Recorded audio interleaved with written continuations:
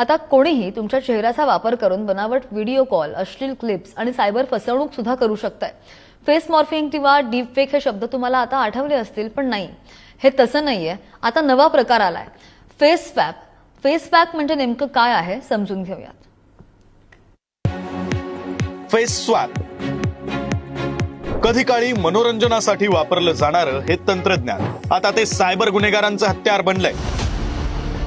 Deep fake तंत्रज्ञानाद्वारे कोणीही तुमच्या फोटोचा वापर करून खोटे व्हिडिओ तयार करू शकतो।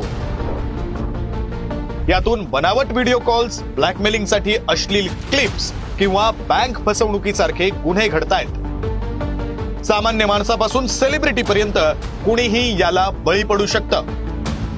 फेस स्वॅप म्हणजे काय?